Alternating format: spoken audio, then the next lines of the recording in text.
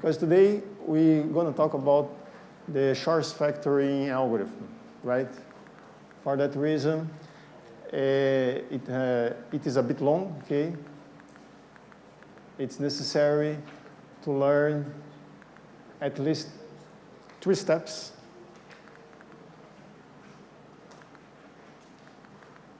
Okay, sorry, so it stops.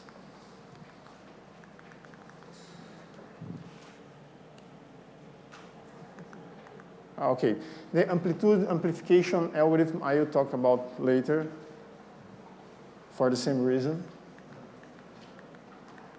Okay, when you talk about Shor's factoring algorithm, it's necessary first to learn 3 processes. One of them is the quantum Fourier transform. The other one is the algorithm of phase estimation. And the last one is the modular exponentiation, right? So let's start with the quantum Fourier transform. First, I will present this motivation. This is the discrete Fourier transformation. This is a picture in which you have in the vertical axis the amplitude and the horizontal axis is the time. This is the waveform of a piano playing a C major chord. Who here plays an instrument like guitar? Probably you know that a C major chord is composed by the notes C, E, and G, right? So the idea is that, okay, if you perform a discrete Fourier transform, what you get is this picture here, where you can find these peaks, and exactly these peaks are the frequencies that compose this chord, right? That's the idea, and this is a kind of application for Fourier transform. But now what you're going to do is to do using a quantum computer. And the key question is there an efficient way of performing discrete Fourier transform compared to this classical method, right? That's the question. Okay, the answer is yes. I don't know for what's the reason, but it's not working. Okay. The discrete Fourier transform works in this way. We have original amplitudes A, and we apply this transformation. Observe that this frequency omega has this form, right? The N is the total number of elements of your vector here. And phi is the new amplitude of the Fourier transformation. So it's possible to write this kind of transformation here. Observe that the index k runs from 0 to n minus 1, the same for index j, 0 to n minus 1. And if you span this expression for different values of k, we find this kind of transformation that is equivalent to its matrix form in this way. This is the discrete Fourier transform. And as you know, it has the same form as the quantum Fourier transform, right? What's the difference? The difference is that in a quantum computer, it's possible to implement this matrix in an efficient way, right? That's the difference. If you compute the number of terms here, the number of multiplications and sum, it is O of n squared. But there is a simple way and best way to implement this kind of transformation, that is the fast Fourier transform. That it takes O of n log n, right? So this is much faster, at least 1 power, but I show you that it's possible to do this exponentially faster using a quantum computer. The quantum solution to this problem, first it's necessary to encode these amplitudes as amplitudes of a basis, right? And then we write the state as this uniform as this superposition. A, J are the amplitudes, and you apply the discrete Fourier transform, and you get this new state. And you can write this new state as this double sum here, right? it's important to observe that the exponential, the oscillating terms are here. And there are now two index j and k. In a matrix form, it's the same as before. And if you're looking just one element of the base, just one vector, it's after the discrete Fourier transform, it has this sum. Okay? What do you need to do here as an exercise is show by matrix multiplication that the quantum Fourier transform is a unitary gate, right? This is the exercise. Our task now is to construct, build, and circuit, a quantum circuit to implement the quantum Fourier transform. That's the idea. Before that, I introduce you some notation. This is the way in which we write a given number, an integer number, using the binary notation, the binary basis, right? And what do you need to calculate if you observe this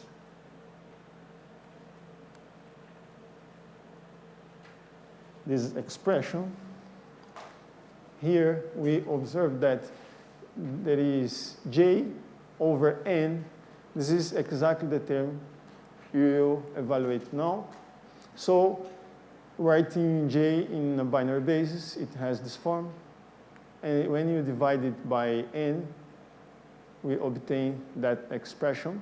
And that expression is exactly the notation for binary point representation, right? It's necessary to observe here that this first element, j n minus 1, I don't know if you are understand that each of these terms here can be just 0 or 1, right? According to the binary expansion. So this is a string of zeros and 1. And after this dot, you find the term that is divided by 2, and so on. Now, what we need to do is express k as in the binary notation, as we made with j. And now you put all these expansions together. So this is the term j over n. This is the term k. And if you multiply all these terms, you get this long expression. And after the multiplication, because of these powers of 2, here we observe that the dot that was here now, it are in different locations because the fraction is changing. Sorry, it isn't working well. I don't know if it's the battery.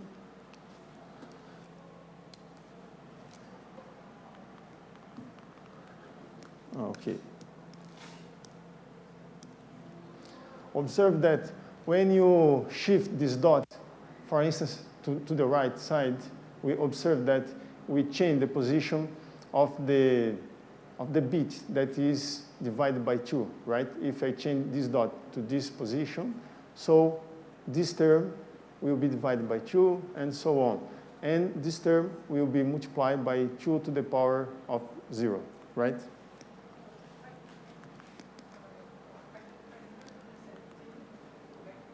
Sorry?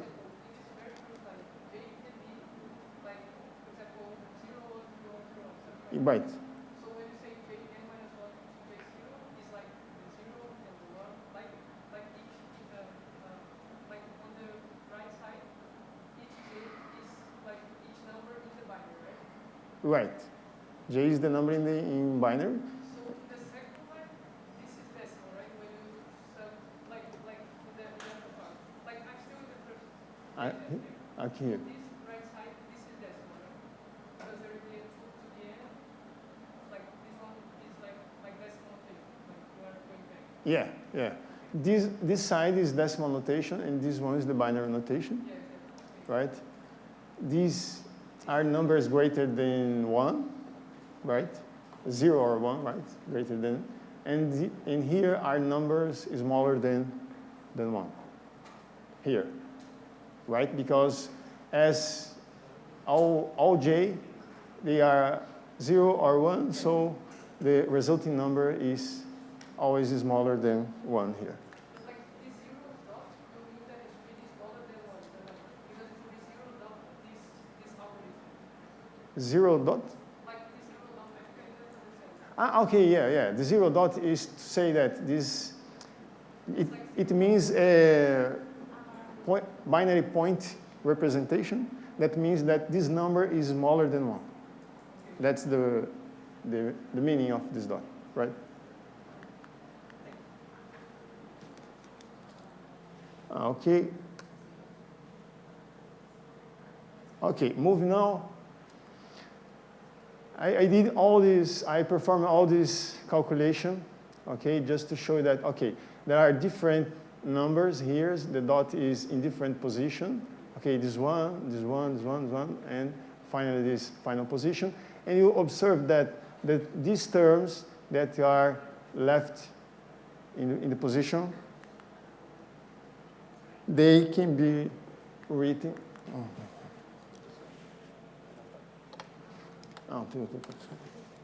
A minute, please.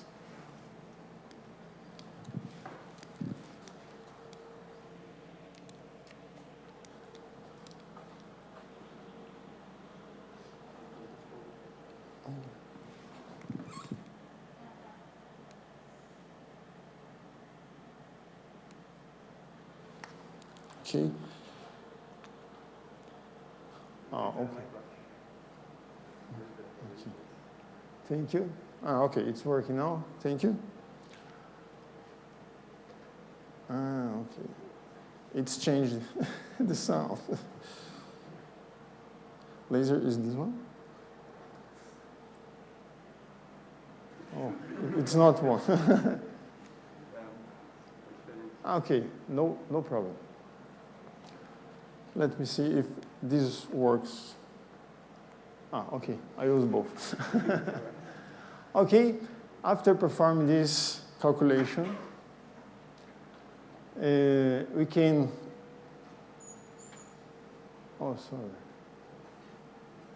Okay, you can write all these terms in the following way.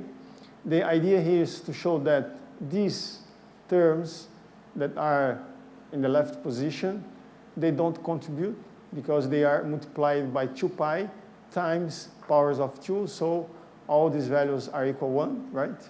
So this is the only important term here. Then if you do the same calculation for all terms, we will obtain this expression here, right? Then if you come back to the quantum Fourier transform, you replace all this expression here. And the idea is that, okay, you have the sum in k, and each k here, kn minus 2, kn minus 1, they can be just 0 or 1. So it's possible to write in this way as the sum in k, 0 and 1. And after that, what do you get? It's possible to replace each state of the basis by writing as function of the state of each qubit here. Then we have this tensor product of many states, and each of these states are this one, okay? All these states, after some calculation, find this expression. Okay, I perform all this calculation to show that at the end, what is matter here is that all the states 1 for each qubit will acquire a given phase, and each of these qubits of this bit 0 or 1 are recorded in the phase, right? Here, here, here, and so on. Now, what we're going to do is how to create a circuit to describe this expression. That's the idea. Are you following or not? More or less?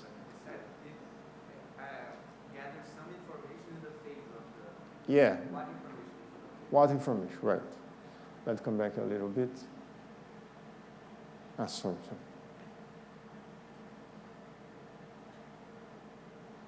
Okay.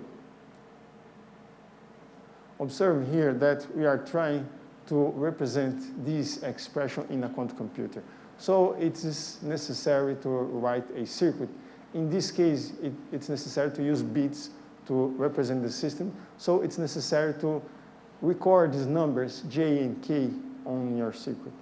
So we are represent these numbers in that case. Oh my God.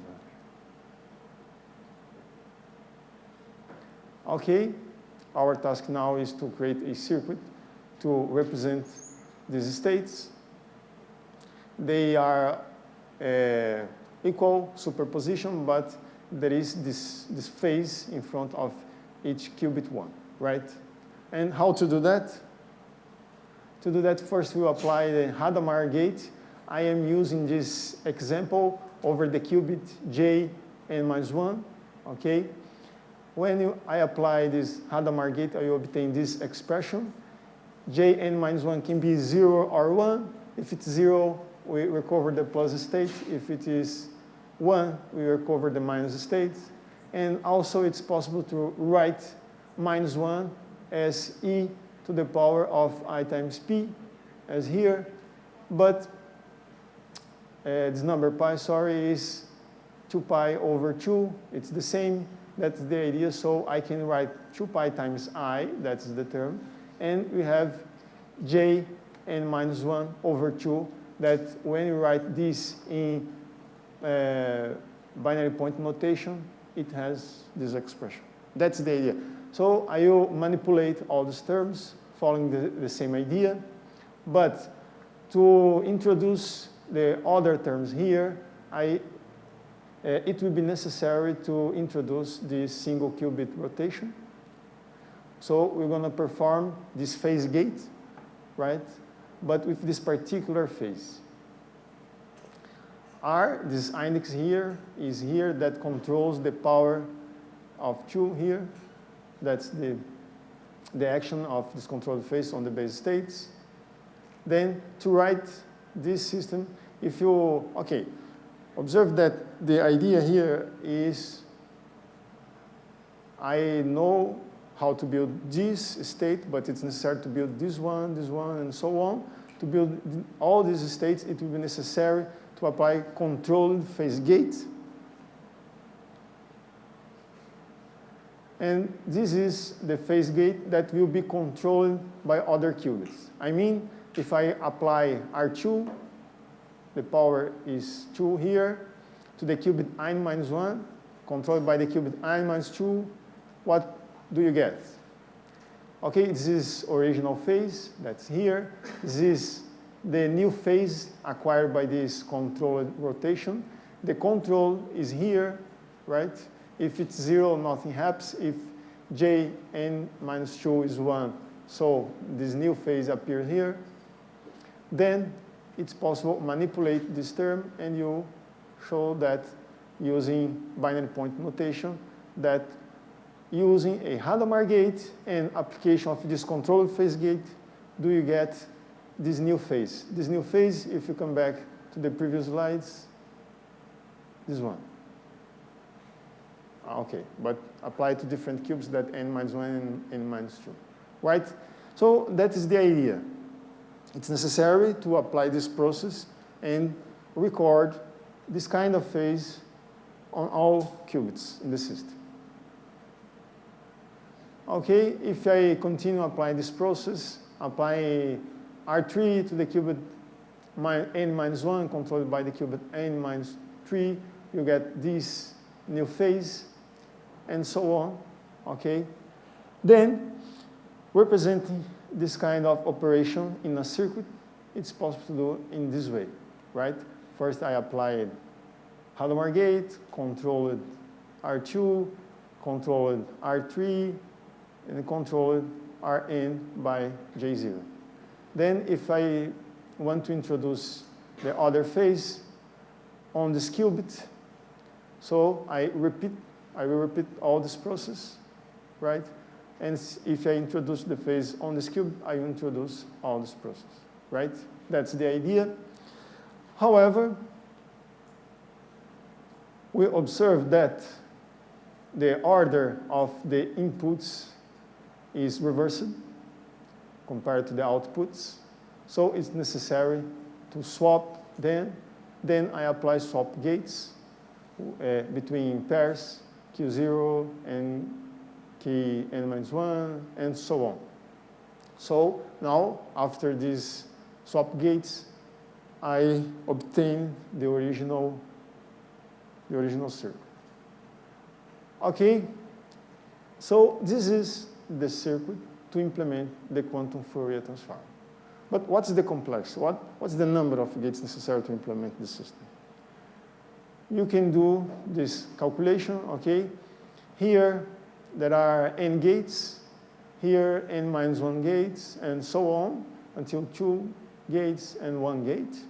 So you are some n plus n-1 plus n-2 until 1. This is the same as n times n plus 1 over 2. Also, there are n over 2 swap gates. So it's necessary to compute all these gates. We will observe that using big O notation, that is O of n squared. If I write in function of the dimension of the system is log of n squared, right? And if we compare this expression with the classical fast Fourier transform, we obtain that this is an exponential difference, right? Because we have log here, a polynomial of a logarithm. Here we have logarithm, but this term is 2 to the n. So if I perform this kind of transformation using quantum computer, the discrete Fourier transform, this process is much more efficient, right? That's the idea. The quantum Fourier transform is a kind of subroutine that is used in other quantum algorithms. And in this case, we use it to solve the Schwarz factoring algorithm, right? Any question at this point? The quantum Fourier transform can be used as a replacement from the classical Fourier transform to solve problems that we use today using the classical Fourier transform? Yeah, in principle, it implements the same as the discrete Fourier transform. So it's possible. But what's the difference? Depend on the application, we will get in superposition state. That's the difference. As the output. Yeah, as the output. So depending on your application, right? Then what can you do with a superposition state? It's necessary to retrieve the information, it's necessary to measure, right? And this can be a problem in some cases. If you don't have an efficient processing of measurement, so it's not so useful. So you have to pay, okay, there is an extra computational complexity to retrieve this kind of information, right? No? It's okay? Okay. So this is the quantum Fourier transform. As I mentioned, the basic difference is that the fast Fourier transform, you have access to all terms, all amplitudes, and in the quantum case, it's possible to have a superposition state. So that problem that I mentioned. As an exercise, show that this is the circuit to implement the inverse of the quantum Fourier transform, right? As it is unitary, it has an inverse operation. Sorry, someone here told me that these slides, they are not available for you, but I probably, Humberto, will put on the web page today, right? Okay, sorry for that, but it will be there. I have a question. In the previous slide, how can we view the next one? The next one. How can we deal with the last point? Since we just have the normal square of the integers, how can we do it? how can we do that? How can you repeat the question, or remove the mask? Yeah, you can. How can you deal with these problems? Since I don't have all the amplitudes, I just have the norm squared. Okay, that's a good question. This is the problem related to state tomography. In order to obtain all the amplitudes, observe that each amplitude is a complex number. A complex number has an amplitude, modulus, and a phase. It's necessary to perform experiments to measure both parts. So if you just measure on the computational basis, you will get just the amplitudes, the square, the modulus. But it's necessary to find a way of measuring these phases. This process is called a quantistate tomography. And depending on the strategy you use, it could be very expensive. There are new methods such as shadow state tomography that they seem more efficient. What is the name? Shadow state tomography. Shadow. This idea was published in a paper by John Prescue in 2019, I guess. Okay. How is the cost for that kind of tomography? Okay. In general, they say that it's possible to obtain information about some, say, like M observables just using log of M observables. Yeah. But people are also applying this method to quantistate tomography because, of course, you can write density matrices as function of the observables. So it seems that an efficient method. Thomas could talk a little bit more. No? Not now? Well,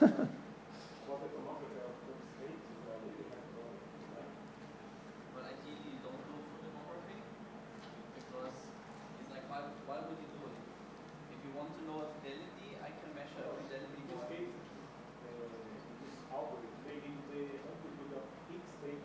Yeah, but that's just the populations. I can go for free. I can measure the density at the end.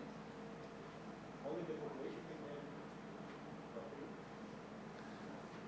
But Thomas, if you measure, okay, sorry for that, just a question. but if you can measure the population just for free, if you have a big dimensional space, I mean, 2 to the 100 cubes, okay, it will take much time to do that, and is it efficient? Well, okay, the number of output space grows exponentially, but most of the time the algorithms are all specifically geared to give you particular populations. So like if you look at the output of the Fourier transform, you have like the lowest repetitivity, and it's order 1. So ideally, if you want to just determine the order, like when we did the Fourier transform, like when I did Shor, I think we can determine the right order with 5 measurements. 5 measurements? Yeah, but because you only care about finding not a wrong one, and that number goes down exponentially with the number of measurements. Okay. Because the typical example, like is 50, is like you, depending on which order you have like 4 output states, of which 2 are useless, because one is the DC part and one is the symmetric one. So you still have 2 populations which give you all the information, and these should make up 50% of your results. Okay. And so if you now say, okay, then 50% of the results are the right ones, 50% are the wrong ones. So after 3 measurements, and at 3 more measurements at below 10%, I still don't know the answer. And so for sure, that's the cool thing. I mean, you could have 100, you could have 1,000 qubits. Probably depending on the error rates, you do 50, 100 measurements, and you've got the right answer. Okay. Thank you, Thomas. That's the good part of talking to experimentalists. They know how the things work in the lab. Okay, good. Thank you, Thomas. Okay, this is the exercise you need to do. And the next algorithm is the quantum phase estimation. What's the idea? In this case, we are interested in to obtain the phase of a unitary matrix. Probably you know that if you have an unitary matrix and you try to find its eigenvalues, right? We obtain the eigenvalues always in this form, that is an exponential and you have a phase here, theta. Theta is a real number. So the idea is to obtain this theta here, right? That's our question. In order to get some insight on this problem, let me write here how to obtain this phase in a simple case, just using, for instance, 2 qubits. You can use the following circuit: a Hadamard gate here, a controlled unitary operation here and here. Suppose that the initial state of the control qubits is 0, and the initial state of this qubit is exactly its eigenstate, right? So in this kind of algorithm, it is necessary to prepare the initial state of the unitary operator, the eigenstate of this unitary operator, right?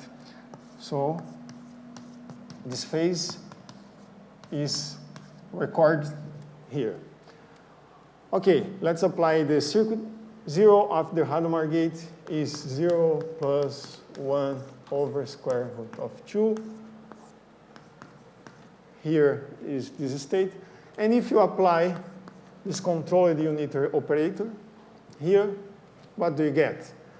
Nothing happens when the control qubit enters in state 0, but when the control qubit starts in state 1, it gets this phase.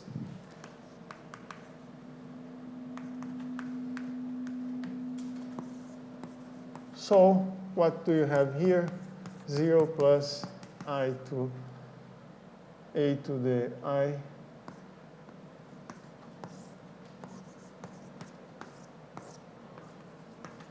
okay. Can you see that the phase you are interested in are recorded in the control qubit? That's the idea behind the quantum phase estimation algorithm. What's the difference? The difference here, and things become very complicated because it's necessary to record this phase. And how can you record this phase? So you use ancilla qubits, as we have done before, to record this phase and approximate it by a binary expansion, right? That's the idea. Suppose that you are interested in solve this general problem.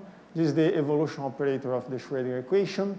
And here it's possible to see that, okay, although the Hamiltonian is an operator, the phase is composed by the eigenvalues of this Hamiltonian, right?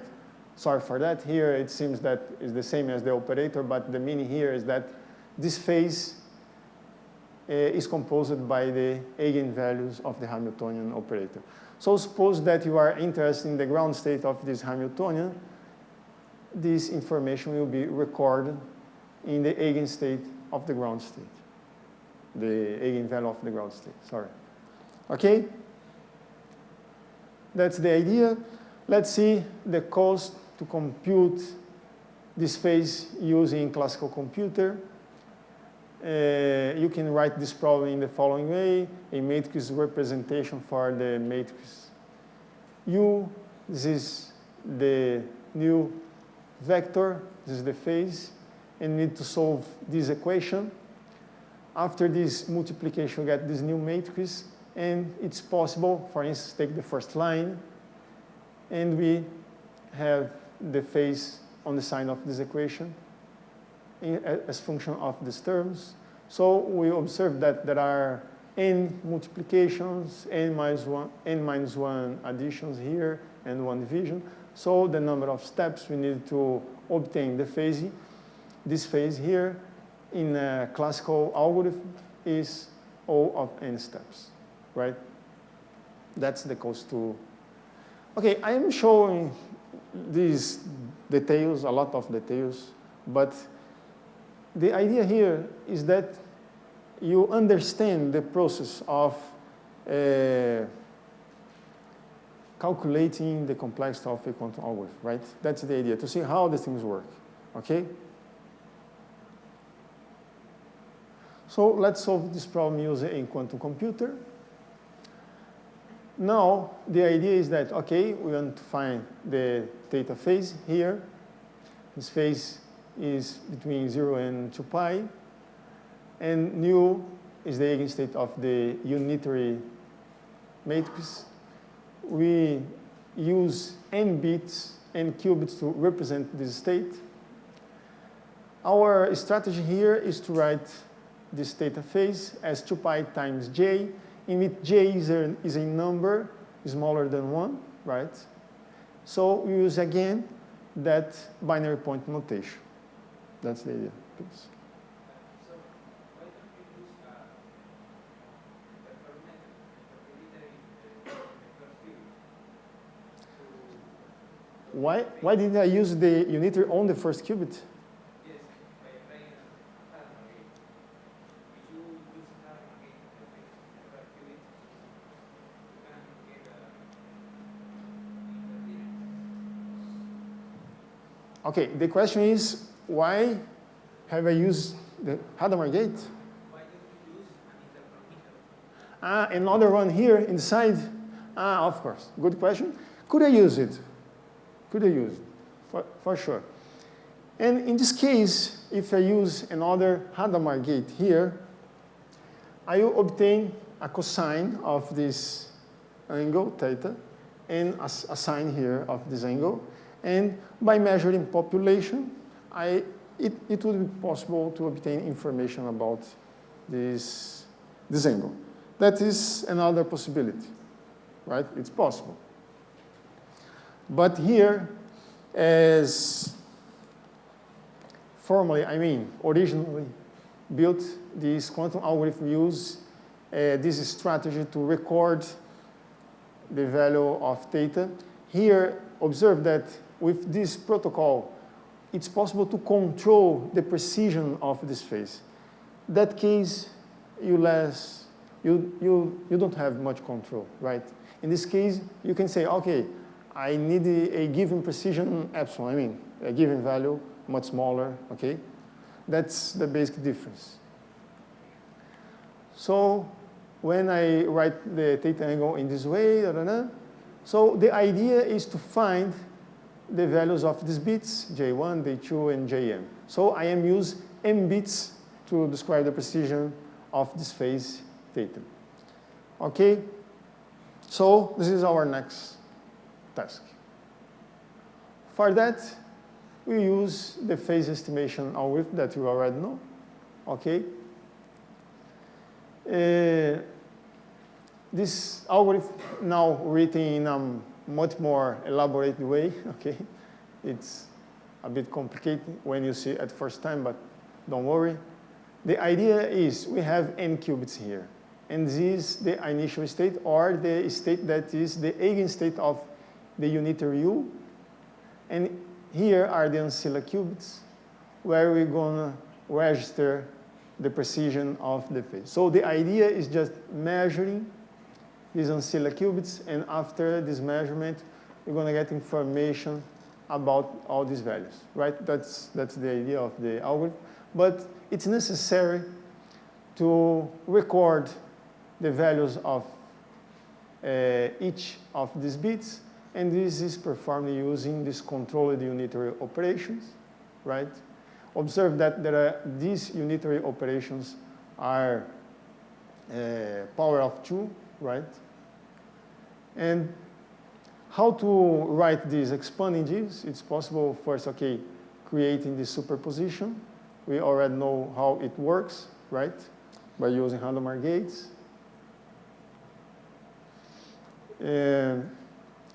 Just mention that the eigenstates are in this order, written in this order, okay?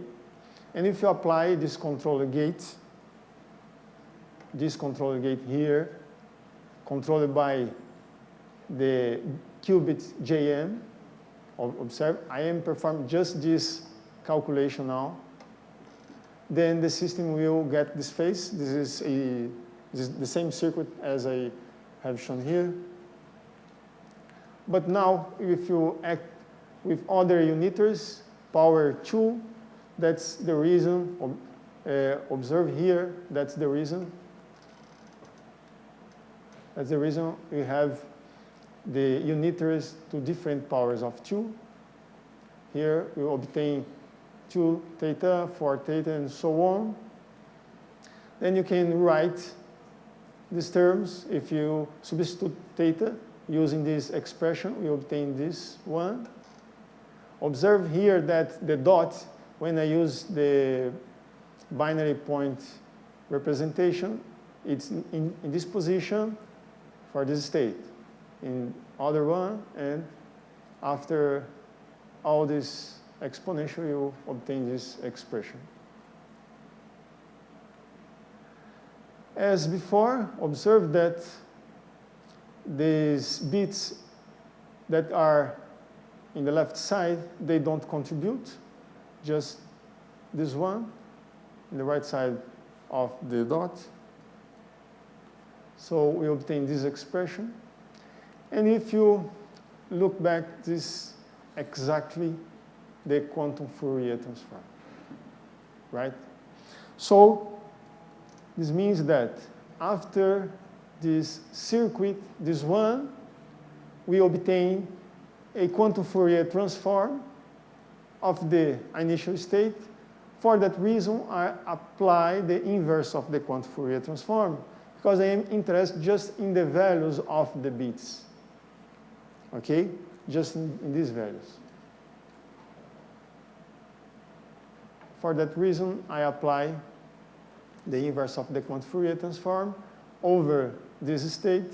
So this is the answer.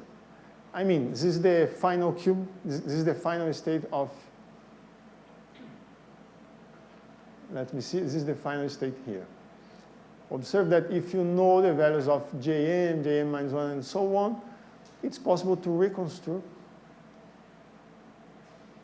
the theta, the angle phase, right, with a given precision. So that's the idea. So the phase is recording this way. What's the total cost? It's possible, we observe here, let me see, we have M Hadamard gates, we have M controlled unitary operators, we have the inverse of quantum Fourier transform, that is the total cost. So M Hadamard gates, M controlled UP operations, inverse of quantum Fourier transform. We already know that the cost of the quantum Fourier transform is the number of bits squared, so it's the same for the inverse of quantum Fourier transform. And there is an important point here that to implement this kind of algorithm, it's necessary to know how to prepare the initial state. The initial state, that is the eigenstate of the matrix O. And quantum state preparation is another problem. It's very hard to do. Depending on the case, it can be an NP-hard problem, right? So this is a challenge for you that are, entering the field right now. Okay, solve this problem in an efficient way, it's very important. But suppose that you are able to prepare this initial state, and also suppose that you are able to construct these controlled unitary operations, then we have a total cost of M squared. Okay, but under these assumptions, right? If you come back, remember that the classical cost to implement the phase estimation is the dimension of the system, while here depend on the cost to implement this control U and produce this initial state. It's possible to have quantum advantage, okay? But it's not clear if you have quantum advantage in all cases. It's not clear, right? Any question here? No? Okay. So let's move to modular exponentiation. This is the last part. You need to learn to solve the Charles factoring algorithm. Have you ever performed all this calculation to know, to understand the Charles factoring algorithm? Nobody?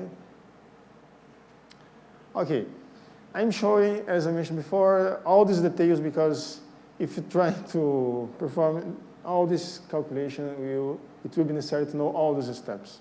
So that is important. Okay. The idea is to find the period of modular exponentiation. The modular exponentiation here means that you're going to take powers of a given number. In this case, this example, the base is 2, and I'm taking powers of 2. Suppose that you are taking powers modulus 7 here, right? So 2 to the 0 is equal 1. Okay, the modulus operation is okay for you? Right. This is the remainder of the division, right? So 2 to the 1 is 2, 2 to the 2 is 4, and 2 to the 3 is 8. If you divide 8 by 7, the remainder of the division is 1. And if you repeat, we observe that these numbers, 1, 2, and 4, appear again, right? And if we continue producing these powers, we observe the same pattern. So this is a periodic function. And the idea of this process is to find the value of the period. In this case, observe we have 1, 2, 3. After 1, 2, 3, we have the same values, 1, 2, 3. So the period is 3. The period here is R, and the period is 3. Observe that after 1, 2, 3 operations, we have 2 to the power 3. This is equal 1 mod 7. Let's try to find a pattern here. If you do the same thing, but using now another base 3, and we calculate modulus 10, what do you get? 3 to the 0, 3 to the 0, 1, 3 to the 1, 3, 3 to 9, 3 to the 3, 27, 27 divided by 10, okay, 20, and the remainder of the division is 7. Observe here that when you take this power 4, this pattern repeats, okay? So we can observe here that 1, 2, 3, 4, 1, 2, 3, 4, and this pattern repeats at 4 lines. So we observe here that the base here to the power 4 is equal 1 modulus 10. Here, 2 to the power 3 equals 1 modulus 7. I mean, the value of the power, the value of the period R is always the base to the power is equal 1 mod the number. Right? This way. Given number in the base, a to the power, this power is the period, modulus n is equal 1 mod n. So our task here is to find the value of R. Okay, that's our goal. So an important question here, if A and N are relative prime, this means that they share no common factors except 1. So the repeated pattern always will be in this way, always. Okay, this comes from number theory. I won't go into these details because it's a little bit complicated. It will take much more time. Okay, so there is a classical process that is able to implement this task of find a period in which the total number of elementary arithmetic operations for an individual here, individual, that is important, modular exponentiation, is n squared. Okay, n here is the number of bits which we are using to represent the power, right? But the problem is that the total algorithm to find the period, observe that this is an individual calculation of the modular exponentiation.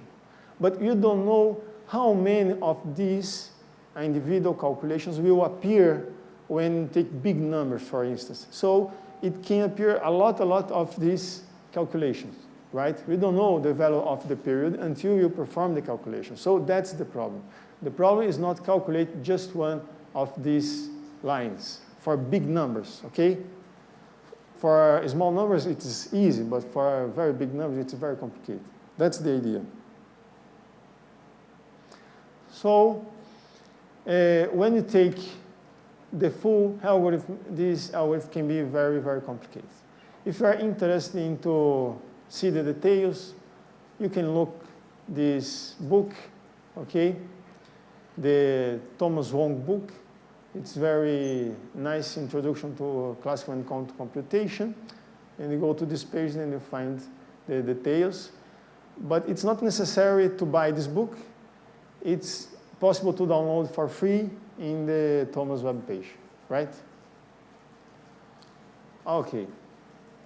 What's the idea now? The idea is to find a quantum solution for this problem. So to find a quantum solution to the exponential modular exponential here, we suppose that there is a unitary operator that acting on state y return here a given constant a multiplied by y modulus n. Right? That's the hypothesis here, okay? It's possible to build this unitary operator. Y here is a number that's smaller than n minus 1, but greater than 0. And if you apply this unitary operator, suppose that y is equal 1, observe that if u to the 0 is the same as the identity operator, so nothing happens, right? But if you apply u to state 1, you get a modulus n, that is equivalent a to the power 1 modulus n. If you apply u squared to the state 1, what do you get? You get twice, okay, twice not, a squared, this term, and you apply here, and so on. So the power that you find here is the same as the power that you find here, okay? So if you use this idea, it's possible to implement this kind of operation, right? That's the idea here. So u to the power r applied to the state 1 is the same as a to the power r modulus n that you know from the previous slides. A to the power of modulus n is equal 1 modulus n. So this is the same, right? Now what we're going to do is find a way of obtaining this value r using a quantum circle. That's the idea. However, instead of just trying to find the eigenvalues of the matrix U here, because you know that if you have a unitary operator act on its eigenstate, what do you get? You get its eigenvalue, that's the phase, multiplied by its eigenstate. So what do you find here? Do you find the answer here, r, but there is another number here. But how do you get that? Here, it's possible to show that an eigenstate of this unitary operator that implements the modular exponentiation here, it can be written as a linear combination of this kind of state here. Okay, observe that there are all the powers here, okay, all states here, there are r states, but there are amplitudes here. In these amplitudes, they are carrying information about this number r. It's important to observe that this number r, that is the period you are looking for, it's recorded in all the phases except this one, because the number 0 will turn all these phases equal 1, right? That's the problem. So this state here it's possible to show that is an exercise. This state 1 is an eigenstate of this unitary operator, right? That's your task. And this is important because by measuring the phase, and you already know what kind of algorithm we will use to measure the phase. What is? Phase estimation. That's the idea. Okay? So, this is the phase estimation algorithm. We already saw it. Then, what do we need to do now? Observe that it's necessary to construct here the eigenstates of this unitary operator because they are initial state when I use the phase estimation, right? So there's another task, how to do that. We're going to use the following trick here. The control unitary operator acting on the y state.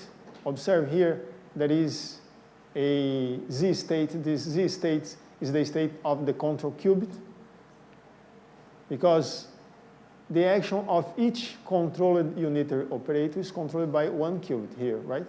All these qubits. So that's why I'm right in this way. And observe that each unitary operator is to a given power of 2, right? So we know that the action of this unitary operator on the state y returns the value of the constant to a given power, right? But what I'm saying here that we won't prepare each of these states. Observe that here to prepare each of these states.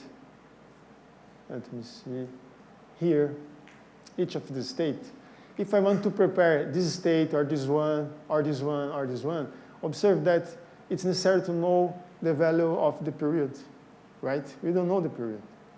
So what we're going to do, we're going to use a superposition of all eigenstates of the unitary operator.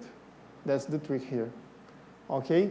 They are equally superposed. Observe that, a uniform superposition. And as there are R eigenstates, right? So it's necessary to build this uniform superposition. And when you use that, this uniform superposition, we obtain a very simple state. This state is very easy to prepare, and observe that this is the state 1 in decimal representation. This state it doesn't carry any information about the period R. Okay, that's important.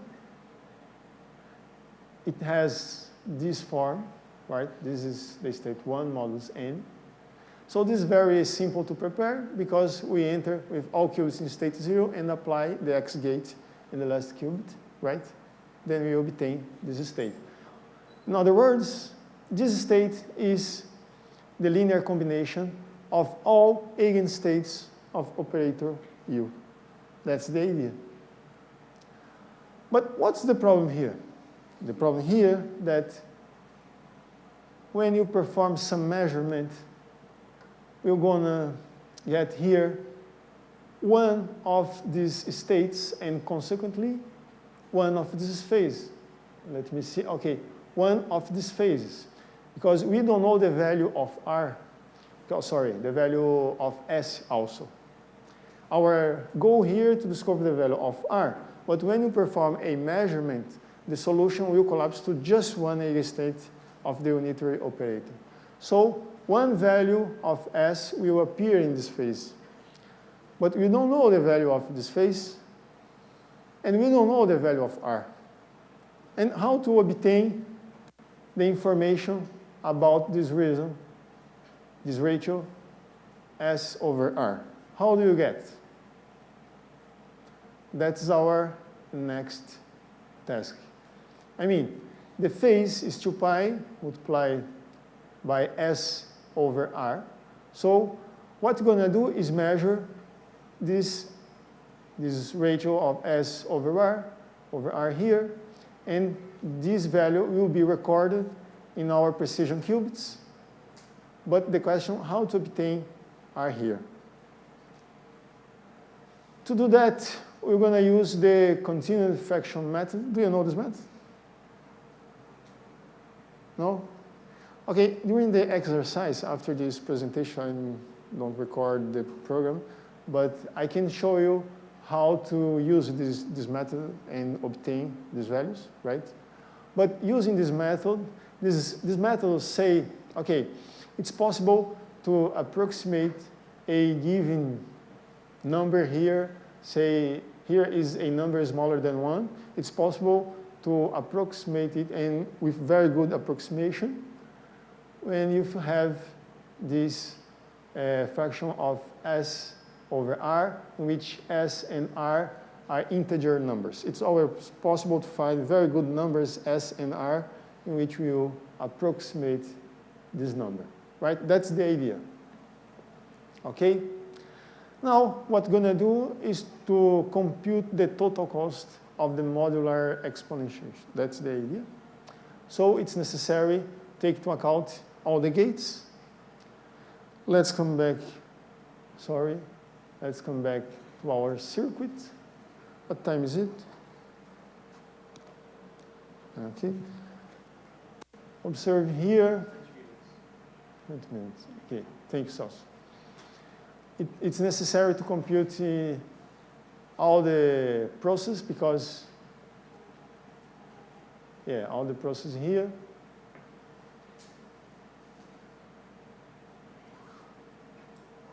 Here. So to implement the modular exponentiation, you use one X gate. With one X gate, we create the state 1. You use M Hadamard gates. M Hadamard gates here. We use M control unitary operations. We use the inverse of the quantum Fourier transform. M Hadamard gates. Inverse quantum Fourier transform. We already know if you use M is equal N, the number of bits, so you get a polynomial cost here. This method, continued fraction, I didn't show you how it works, but it costs n to the 3.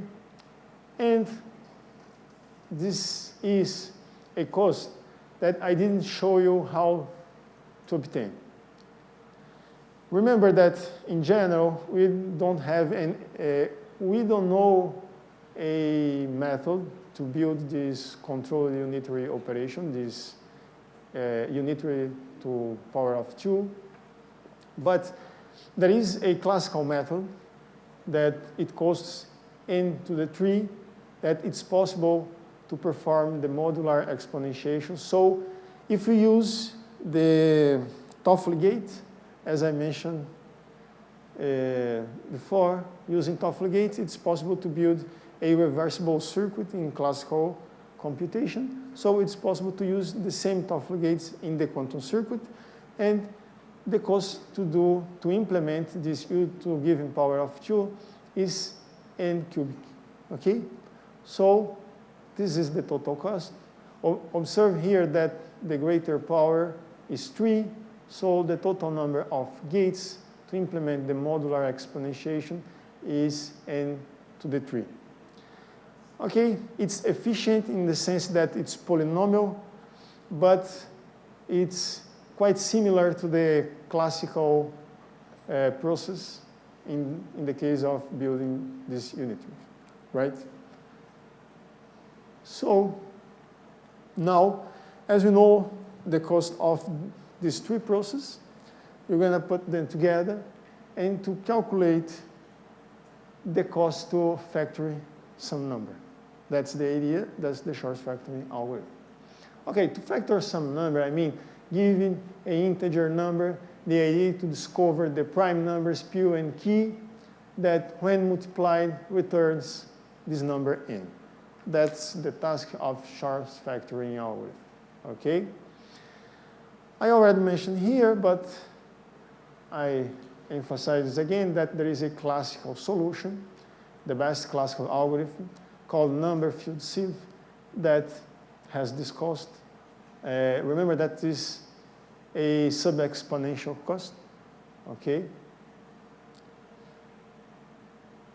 And now we use this process to calculate all the cost, okay? The short factoring algorithm, okay, it's important to take into account that is a classical routine, but the only quantum part here is when I calculate the period of the modular exponentiation here, in which we take this n cubed. So the idea is pick n number a that is between 1 and n, calculate the greatest common divisor between a and n. If this greatest common divisor between a and n is not equal to 1, then we have found p. P is one number, a number prime. So it's easy to get p, that's n over p. So the factoring process is solved. It's very easy. But in general, it's not the case. So if we don't get 1, then if your great common divisor is 1, then you continue to the next steps, and you calculate the modular exponentiation here. And the idea is if your period R is odd, then you go back to the first step and choose a different number A. Otherwise, if R is even, you calculate this number. Okay, you find the period R and you divide it by 2, and you calculate this number. But if this number is equal, okay, if a to the r over 2 modulus n is equal n minus 1, this is a bad case, then you return to step 1 and pick another a different from the previous one. Otherwise, we use this value of r and you calculate the greatest common divisor with these two expressions, okay? All this process comes from number theory. I don't go into the details. In this way, we find the solution to the problem. So this is the basic idea of the Schwarz factoring algorithm. And using quantum mechanics, it is efficient because of one of these processes that is the quantum Fourier transform that you use an exponential smaller number of gates, right? So we reduced the problem from sub-exponential to the polynomial one. So this is an exercise. You're going to use the Schwarz factoring algorithm, but just the steps of the previous slides, it's necessary to build the gates, the circuit, because it may sound a little bit complicated, but if you want, no problem, okay? And to understand how it works. Okay? Any question to this point? So I'm going to return. Let me see. I'm going to return to the slides that I forgot yesterday.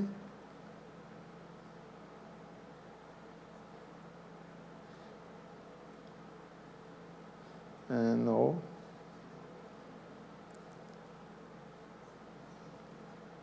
No.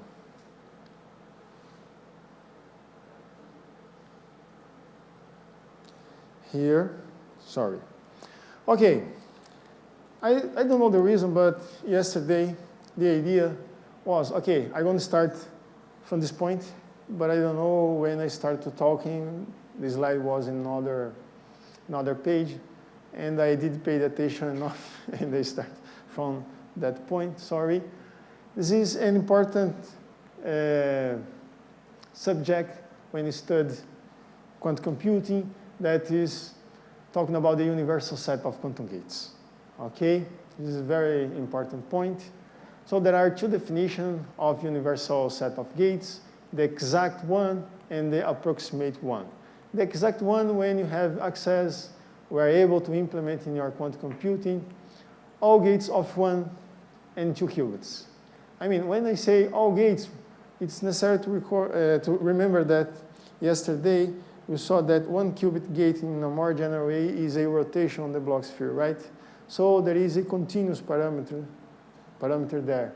So if we are able to implement all these gates using these continuous parameters of 1 and 2 qubits, so it's possible to do universal computation, okay? So this means that you are able to build in the Hilbert space of n dimension the unitary operation that will implement your task in this big dimension, right? But the idea is you are decomposing this big unitary transformation as the action of 1 and 2 qubit gates. That's the idea.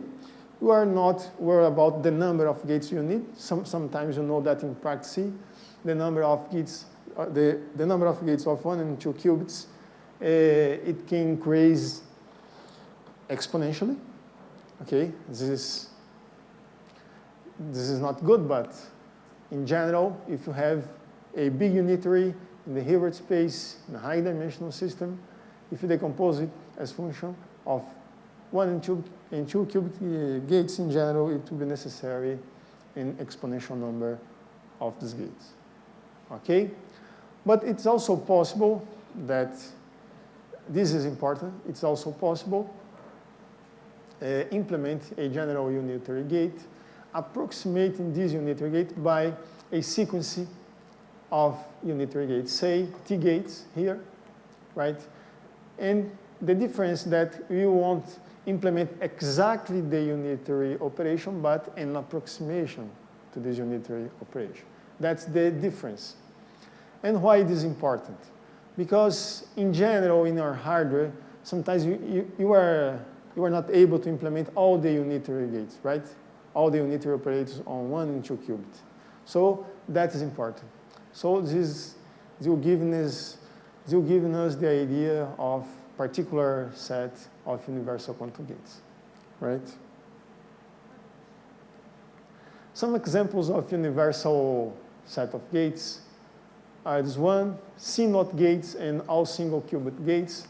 In general, it's not so difficult to implement general single qubit gates. Okay. Another set is C0, H, and T. C0 is rotation of pi over 4 around the y-axis and S gate. And this set, that is this smallest one here, the Toffoli gate and Hadamard gate.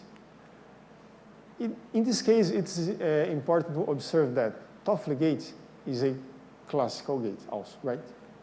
Hadamard gate is the quantum one. But, so you are saying that you are able to implement universal quantum computation using just basically almost all classical gates. Just one quantum gate. But it's important here to pay attention that Toffoli gate and Hadamard gate are able to describe just real amplitudes. If you start all cubes in state 0, and you apply Toffoli gate and Hadamard gate, after this process, you will get just real amplitudes. And you know that to obtain all general states, it's necessary to also obtain complex numbers as amplitude. So there are different strategies in which it's possible to use the set to represent the real and imaginary numbers, right, separately.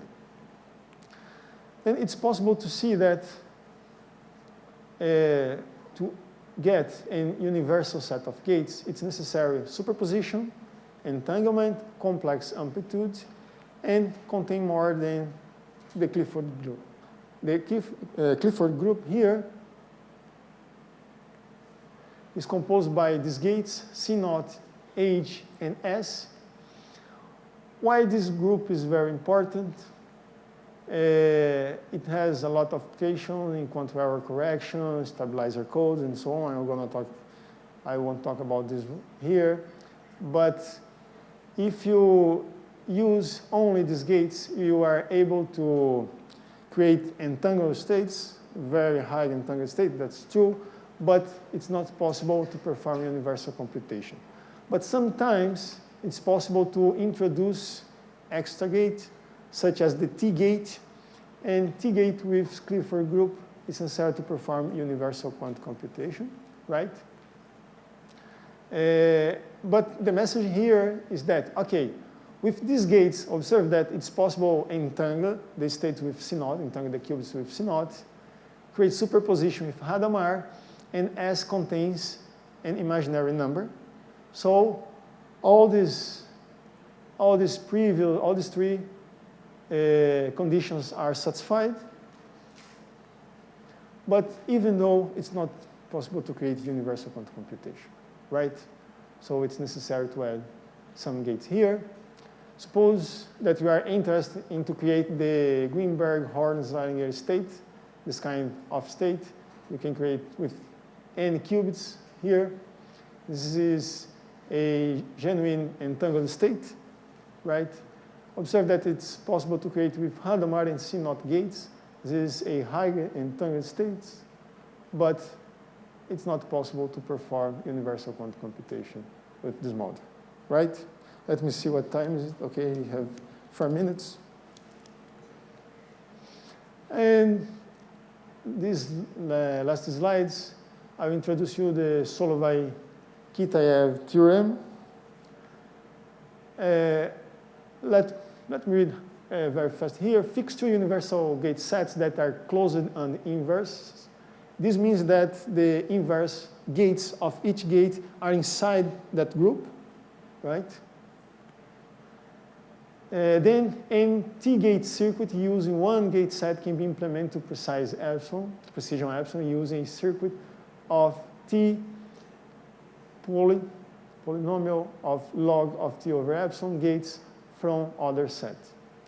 Okay, what's the meaning of this theorem? That it's possible to run an algorithm using one gate set that's the same of using another universal set, and the cost to implement the universal quantum computation using this different universal set of gates, they are different just by logarithm factors. Observe that logarithm factors, they are smaller than polynomial growth, right? So it is important. So if you have quantum circuits that are efficient, they cost polynomially, so this important theorem guarantees to you, okay, you can use different sets because if you have hardware A and if you have hardware B, it's possible to implement different set of gates. So, but we are sure that at the end of the computation, we'll implement efficiently on both hardwares, okay? Both hardwares. So, and this also is important because quantum computers need to implement on a finite number of gates to obtain the full power, okay? And the idea of quantum circuit complexity is to obtain the least number of quantum gates to implement a quantum algorithm, a quantum circuit. This example I already showed to you. There are 16 1-2-qubit gates here. So this is the complexity of the circuit. But we already computed many other cases with different complexity as before. Okay, this is supposed to be showed yesterday. So sorry, that's it. Thank you.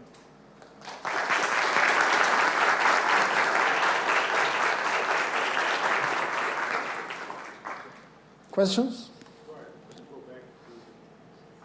Just this one.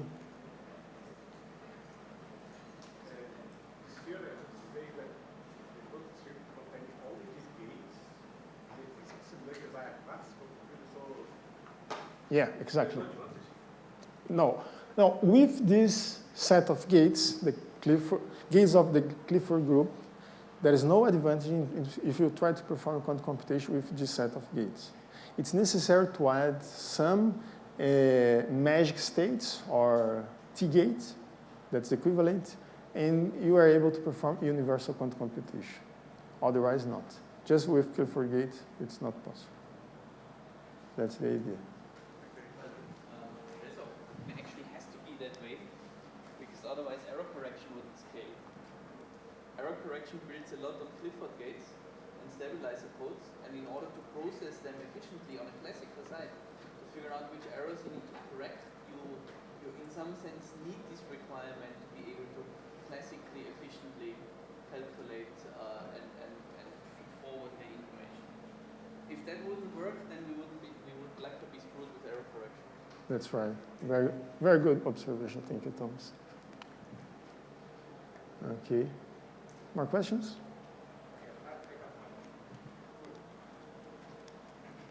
For example, on the algorithm that you have shown us, you like put at the same level the complexity of Hadamard and the complexity of an even, I don't know, exotic unitary. Yeah. So, if not, wouldn't it be like more accurately to say that, for example, in the phase estimation algorithm, you count like the complexity of the unitary equal to the one of Hadamard. But if you would not dare to count like the complexity of building that unitary from, I don't know, maybe a epsilon counting with the sort of late theorem, and because I see that I think that it's like not at the same level to. Right. That's right. They are in the same level, but when you but this the important point is when you are computing, because I am using asymptotic notation, right? So if you are sure that each gate there is a finite cost to implement it, this is the same. There is no problem, right? That's the point. But I also call the attention to the implementation of controlled unitary gates in the phase estimation. Okay, if it is to implement it, okay, there's no problem, but it can be very hard to implement it. In the same way, to implement the initial state, new, record that, okay. This is very hard to build this state in the case of phase estimation. That unitary is the one of a unitary time evolution, but given any body system, well, it's quite difficult to implement the unitary time that unitary for a complex system than for a single interval as one. So I think that in all this algorithm, keep in mind the complexity by itself of building that unitary is from a That's right. That's right. But I guess I mentioned that at some point.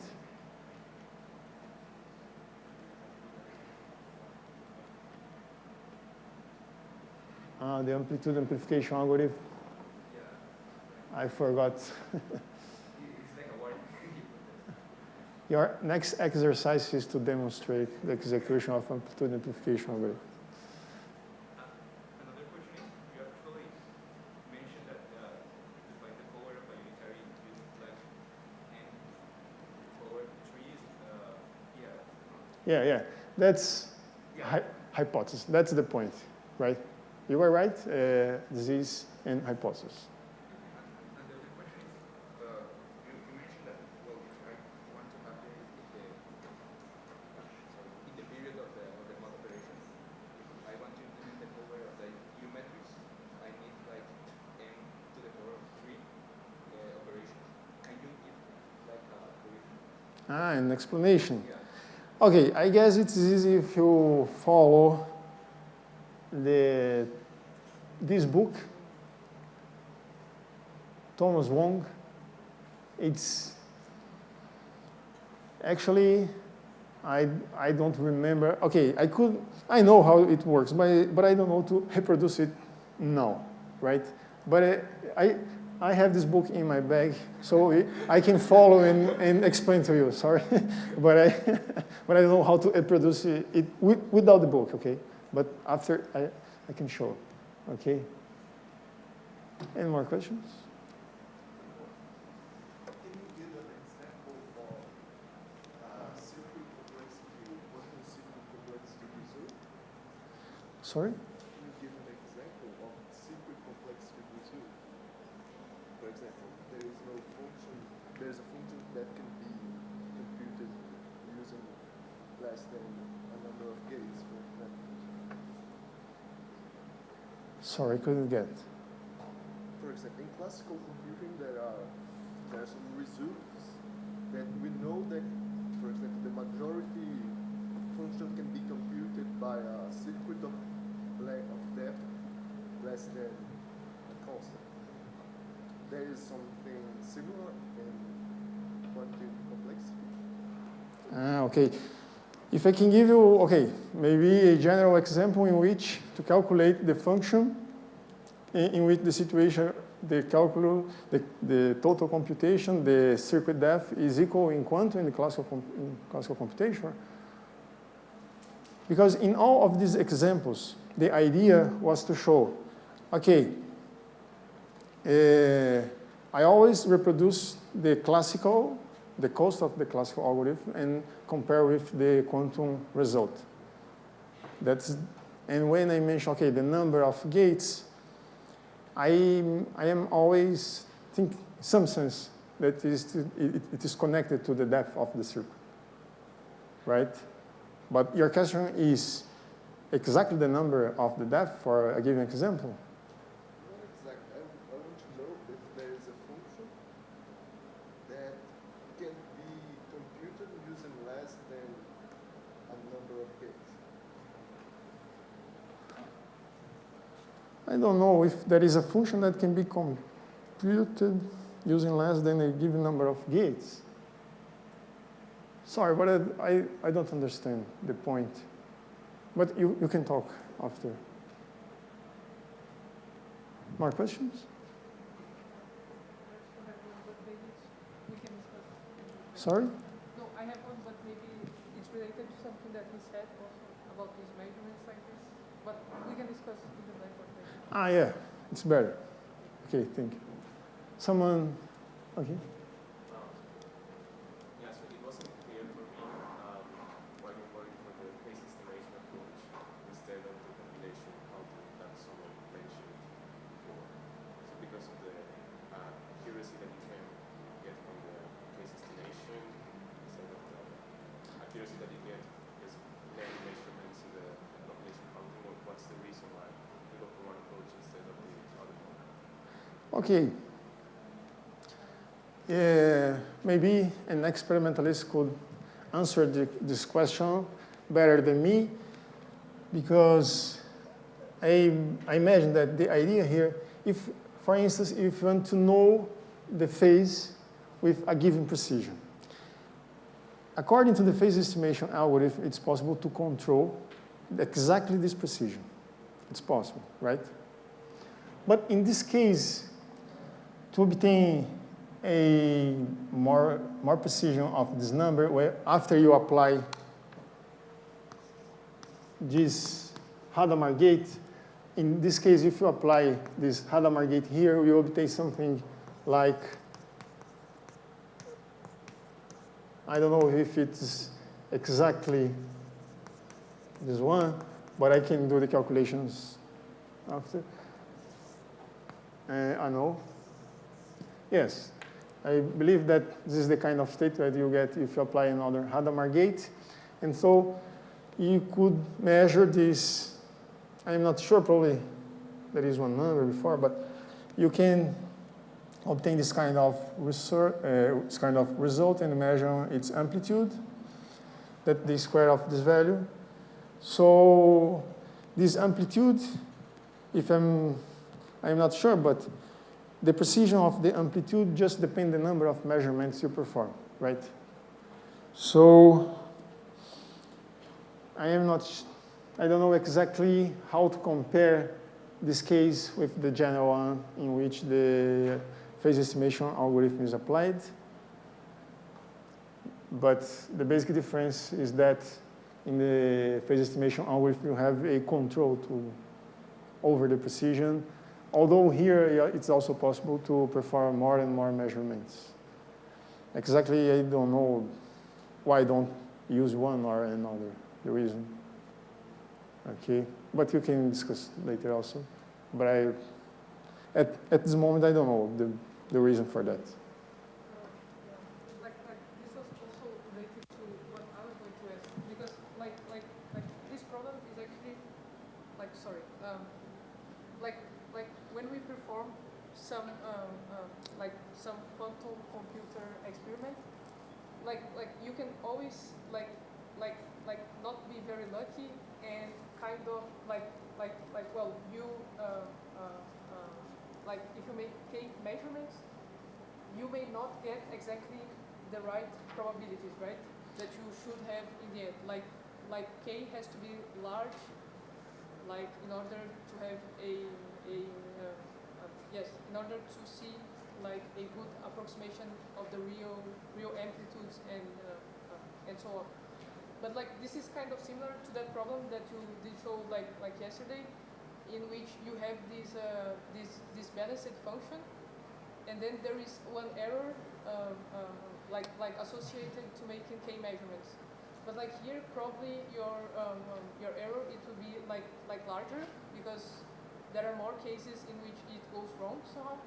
But yeah, this was also like what I was trying to think, like how many measurements do you have to do in order to have a good, let's say a good fidelity, that these probabilities, they are really the yes exactly, like how many measurements are good enough for an experiment, you know. But yeah, probably this calculation is similar to that other one with the balanced function and so on, something similar. Okay.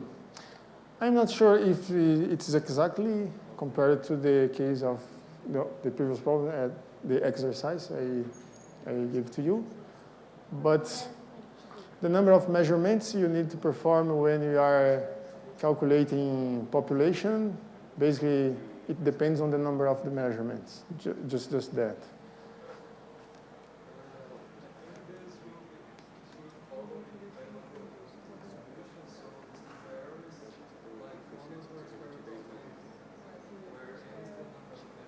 Right, n is the number of measurements, right, right. I think this does not convert directly to a lot of measurements.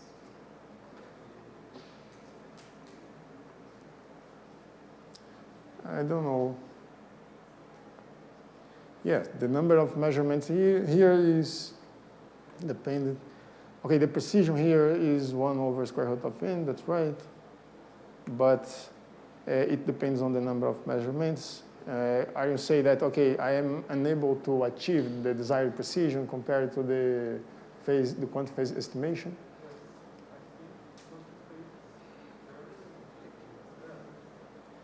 Yeah, I think it can be better because it were able to control exactly the precision, but I am not sure in this case.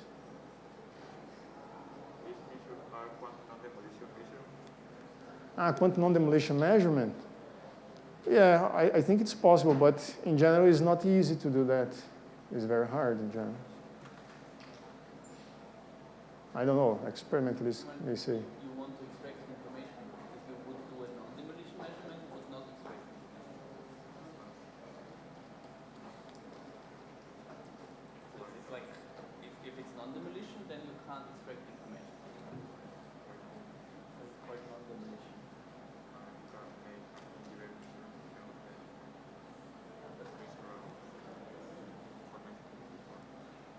Yeah, but you want to have this data.